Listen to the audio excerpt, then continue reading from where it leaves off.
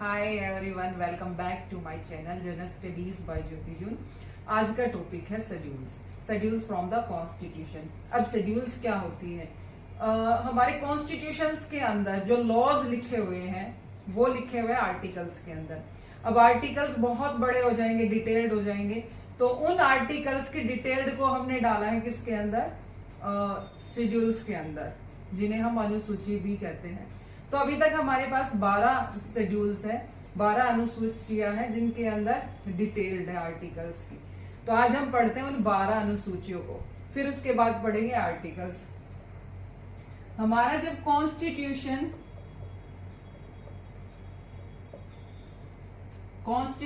Came into force, जब हमारा constitution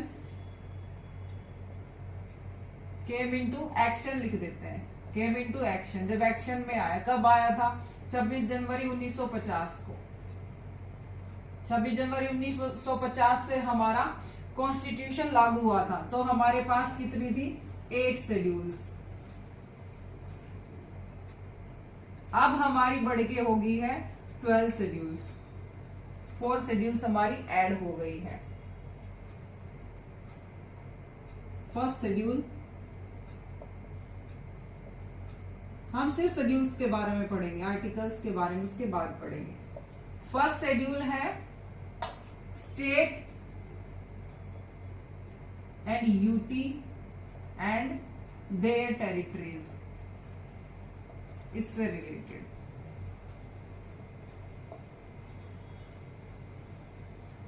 territories से रिलेटेड। अब स्टेट और यूटी कितने हैं हमारे? 28 स्टेट्स हैं एंड 8 यूटीज हैं। अब जब भी इन स्टेट्स की या फिर उनकी यूटीज की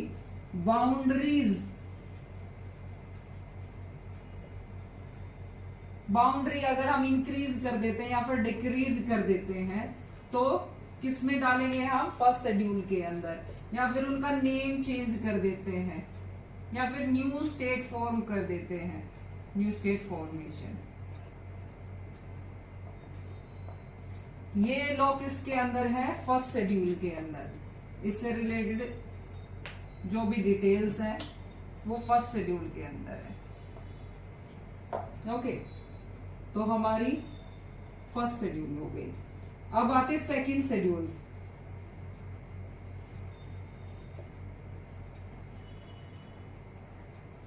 सेकंड शेड्यूल के अंदर है हमारे सैलरीज और अलाउंस। सेकंड शेड्यूल के अंदर है सैलरी एंड अलाउंस। सैलरी और अलाउंस किसके होंगे? गवर्नमेंट के होंगे। ठीक है, अब गवर्नमेंट की बात आती है तो किस किस की सैलरी? सबसे पहले तो प्रेसिडेंट भी सैलरी लेता है, प्रेसिडेंट एंड गवर्नर। फिर speaker and deputy speaker,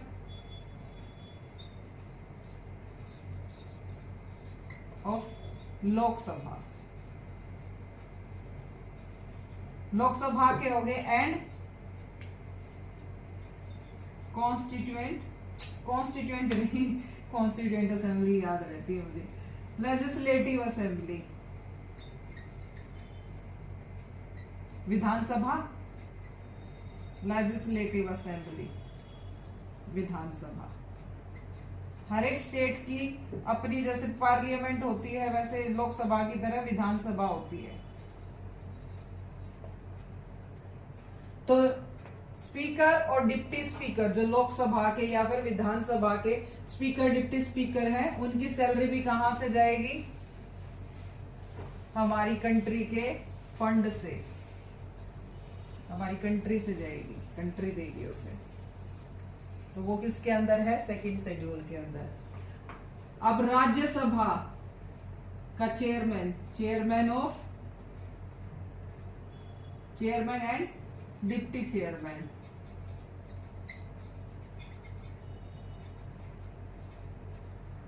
Rajya Sabha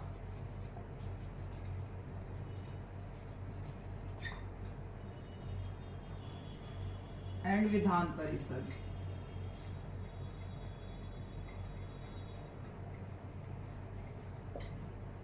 जो चेयरमैन होंगे और वाइस डिप्टी चेयरमैन होगा राज्यसभा और विधान परिषद का, उनकी सैलरी भी किसके अंदर है? सेकंड शेड्यूल के अंदर।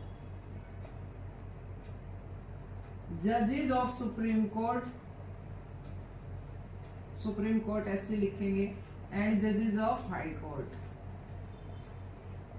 इनकी सैलरी भी। CAG, controller and audit general, ये सब पढ़ेंगे बाद में, आज इनके नाम पढ़ लेते हैं बस, इनके नाम से रूबरू करा देती हूं मैं आप सबको। इसके बाद में पढ़ेंगे, सारी चीजें बहुत डिटेल में पढ़ेंगे, पूरी पॉलिटी इन्हीं के ऊपर है। ये तो शुरुआत है, बाकी सबकी ही क्या क्या उनके काम है, कितनी सैलरी है, कितनी एज, सब कुछ पढ़ेंगे। तो ये जितने भी थे, इन सब की सैलरी कहां से जाएगी, किसके अंदर मेंशन है? सेकंड शेड्यूल के अंदर। अब आ जाती है थर्ड शेड्यूल। थर्ड शेड्यूल के अंदर है ओथ एंड अफर्मेशन।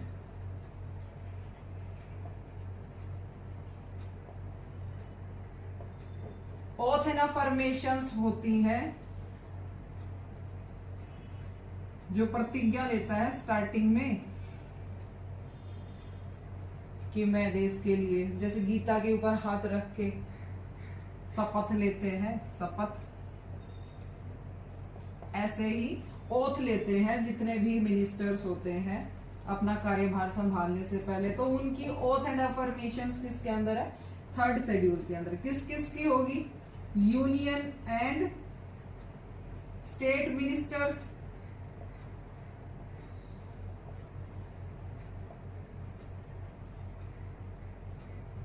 यूनियन और स्टेट मिनिस्टर्स हो गए।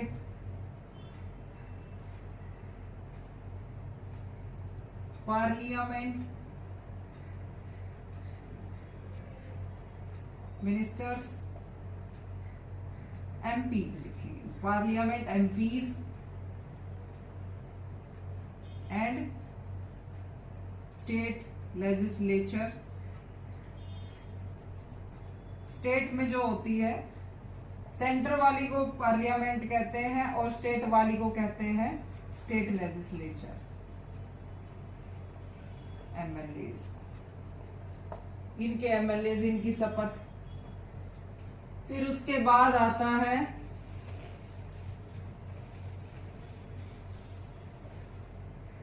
सुप्रीम कोर्ट, ऐसे लिखेंगे, जजेस of supreme court and high court, इनके जजेस की शपथ और कैग, वही चीजें हैं, बस इसमें प्रेसिडेंट और गवर्नर शामिल नहीं है। तो इनकी जो ओथ है, जो इनको शपथ दिलवाई जाएगी, वो किसके अंदर मेंशन है? थर्ड शेड्यूल के अंदर। अब आ जाती है फोर्थ शेड्यूल।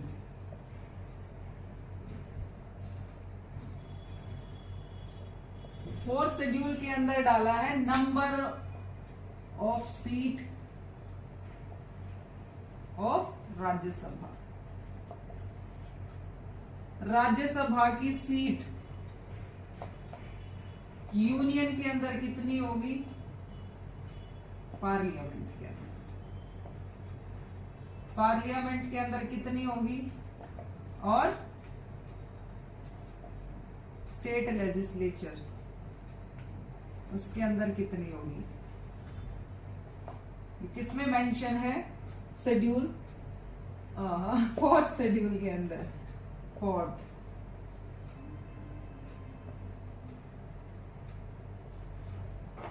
फोर्थ शेड्यूल के अंदर मेंशन है ये। अब आ जाते हैं फिफ्थ पे, एडमिनिस्ट्रेशन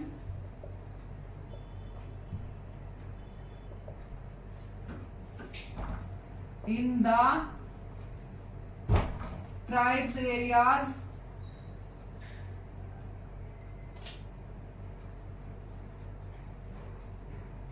and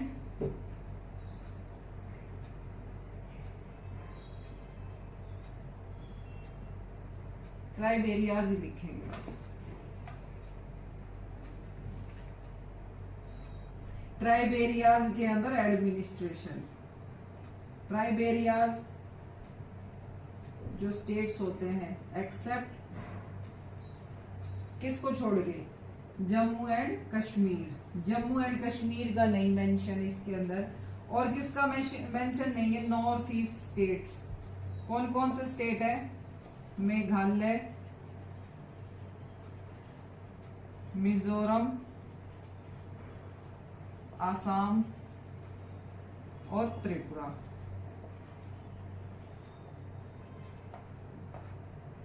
उसके अलावा बाकी सभी के ट्राइब्स एरियाज का एडमिनिस्ट्रेशन इसके अंदर मेंशन है। 6 जो शेड्यूल है उसमें क्या है, administration of north east states. कौन से नॉर्थ ईस्ट स्टेट्स हैं, यही है मेघालय, मिजोरम, आसाम एंड त्रिपुरा। ये अलग से इसलिए मेंशन है क्योंकि जम्मू एंड कश्मीर और यहाँ के ये 4 जो साउथ ये नॉर्थ ईस्ट स्टेट्स हैं, इन सब का एडमिनिस्ट्रेशन डिफरेंट है, इनके पास एक्स्ट्रा पावर होती है। एक्स्ट्रा पावर यानी कि जो इनकी एडमिनिस्ट्रेटिव हो गई, उसके अलावा इनके पास जुडिशरी पावर भी होती है, जुडिशियल पावर, इसलिए ये अलग से मेंशन्स है।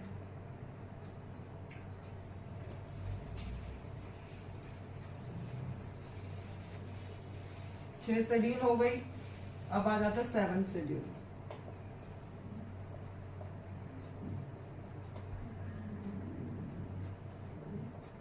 सेवंथ शेड्यूल के अंदर है डिवीजन ऑफ पावर।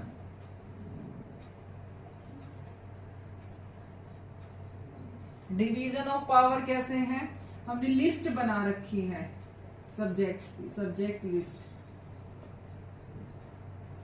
कि किस पर कौन काम करेगा। यूनियन लिस्ट, इसके ऊपर काम करेगा कौन, सेंटर। सेंटर के पास कौन कौन से होंगे, डिफेंस होगा, रेलवेज एंड बैंकिंग।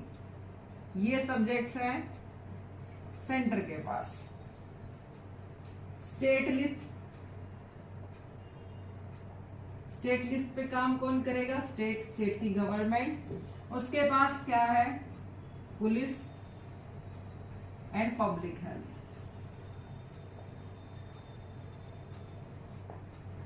फिर थर्ड है कंकरेंट लिस्ट, जिस पर दोनों काम करेंगे। दोनों का किस पर काम करेंगे, एजुकेशन एंड मैरिज। ये हमारा मेंशन है किसके अंदर, 7th शेड्यूल के अंदर। अब आ जाते हैं 8th शेड्यूल।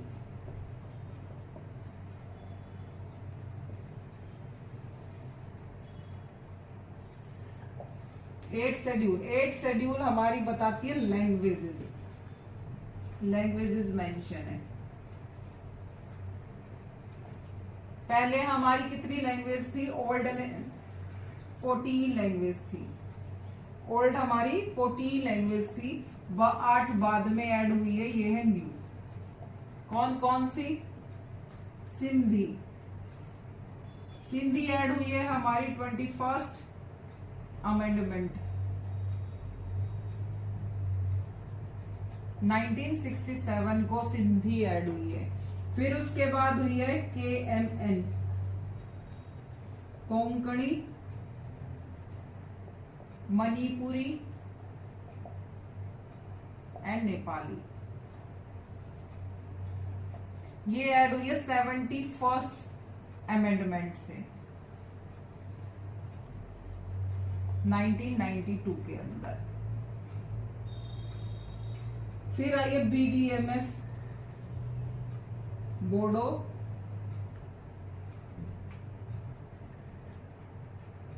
डोगरी, मैथिली और संथाली, ये सब आई है 92nd अमेंडमेंट 2003। तो ये 3 अमेंडमेंट्स हुए थे और ये 8 लैंग्वेज ऐड हुई थी। सबके नाम याद रखना, अमेंडमेंट के साथ नाम भी याद आता है। ये क्वेश्चन स्टार मार्क कर लो, सबसे ज्यादा आता है लैंग्वेज वाला। जब भी किसी स्टेट का एग्जाम होता है, जैसे हरियाणा का, हरियाणा बहुत क्वेश्चन पूछता है इसको, ठीक है, हरियाणा का तो फेवरेट है, हर क्वेश्चन में पूछता है, हर क्वेश्चन पेपर में पूछता है। तो 8 लैंग्वेज हो गई है ये, शेड्यूल्स लैंग्वेज नहीं है, 22 लैंग्वेज है टोटल। शेड्यूल हमने 8 पढ़ ली है, अब आते हैं 9th शेड्यूल पर।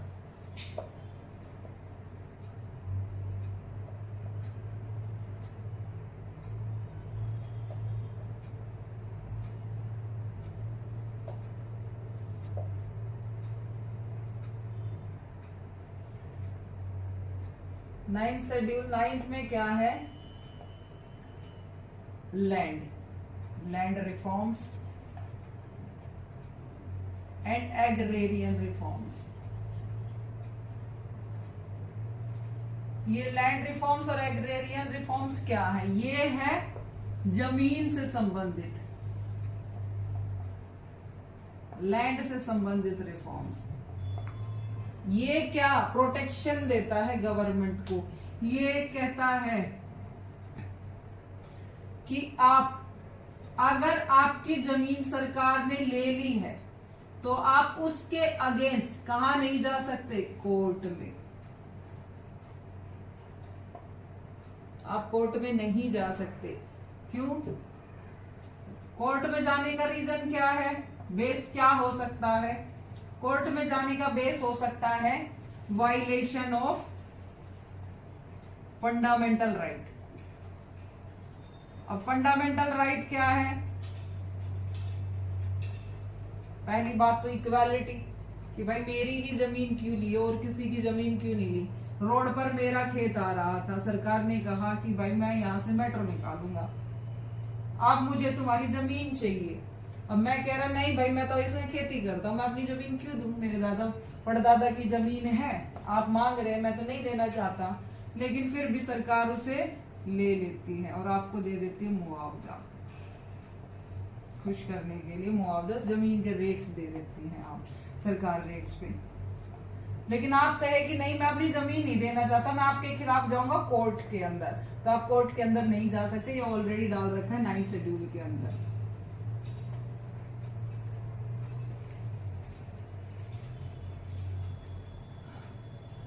ठीक है, अब आ जाती है 10th शेड्यूल।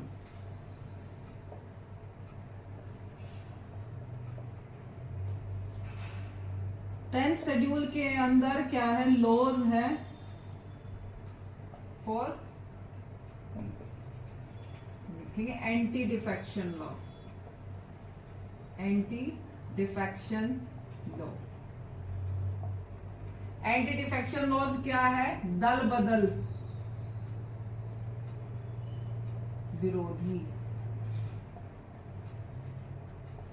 ये हमारे लिए नहीं है, ये है मिनिस्टर्स के लिए, कि आज मैं ये पार्टी में बैठा हूं, कल मैं पलट कर दूसरी पार्टी में चला जाऊंगा। जो भी पार्टी है मुझे ज्यादा अच्छी मिनिस्ट्री ऑफर कर रही होगी, ठीक है, अच्छे वादे कर रही होगी, तो मैं अपनी सीट, तो ये उनके लिए है कि अगर कोई मिनिस्टर बार बार अपनी पोजीशंस चेंज करता है, पार्टी चेंज करते हैं, मिनिस्ट्री चेंज करते हैं, पार्टी चेंज करते हैं, मिनिस्ट्री तो बाद में मिलती है ही नहीं, तो पार्टी चेंज करते हैं, तो उनके लिए कानून बने, वो कानून है इसके अंदर 10th शेड्यूल के अंदर। जो हमारी 9th शेड्यूल थी,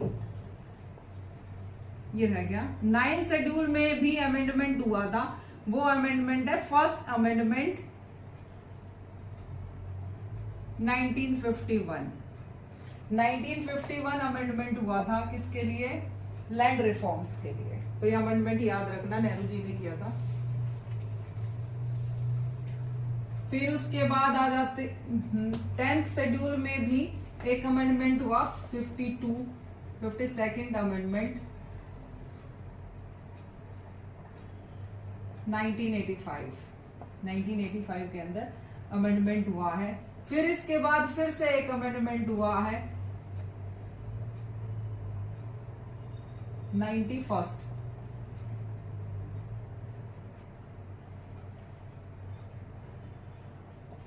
2003 के अंदर। अब आ जाते हैं 10th पे पहुंच गए हम। एंटी डिफेक्शन लॉ, हाँ 10th है, हाँ 12 है, मेरे माइंड में 11 रहा। 11th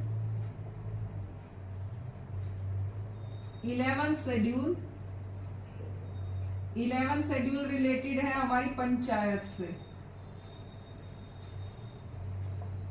पंचायत हमारी मेंशन ही 11th शेड्यूल के अंदर। अगर कॉन्स्टिट्यूशन में कहीं मेंशन है हमारी पंचायत का कंसेप्ट तो वो है 11th शेड्यूल के अंदर।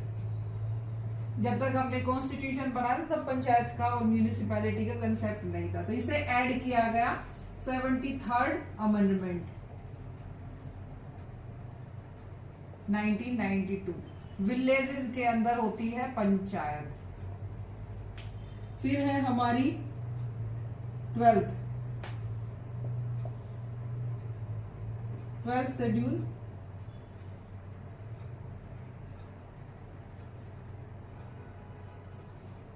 ट्वेल्थ शेड्यूल के अंदर क्या है? म्यूनिसिपैलिटीज। इससे ऐड किया गया 74th अमेंडमेंट 1992 के थ्रू। आज हमने अपनी सारी की सारी शेड्यूल्स कंप्लीट कर ली है। एक क्विक रिवीजन भी ले तो पहला जो हमारी पहली शेड्यूल है हमारी स्टेट और यूटी और उनकी टेरिटरीज से रिलेटेड। दूसरी शेड्यूल है हमारी सेकंड शेड्यूल है सैलरीज। थर्ड है ओथ। फोर्थ है राज्यसभा सीट। फिफ्थ है हमारी ट्राइब एरियाज एडमिनिस्ट्रेशन। सिक्स्थ है हमारी north east areas tribal areas administration. Seventh है डिवीजन ऑफ पावर। एट्थ है लैंग्वेज। नाइन्थ है लैंड रिफॉर्म्स। 10th है एंटी डिफेक्शन लॉ। 11th है पंचायत। 12th है म्यूनिसिपैलिटीज। तो ये एक एक नेम से भी याद करेंगे, एक एक दो तीन वर्ड से भी याद करेंगे तो आपको शेड्यूल्स याद हो जाती है। ऐसे पॉइंटर्स आते हैं, डायरेक्ट पॉइंटर्स आते हैं इनमें। तो आज का हमारा सेशन खत्म होता है यहीं पे। आज के लिए धन्यवाद। नेक्स्ट मिलते हैं नेक्स्ट लेक्चर में।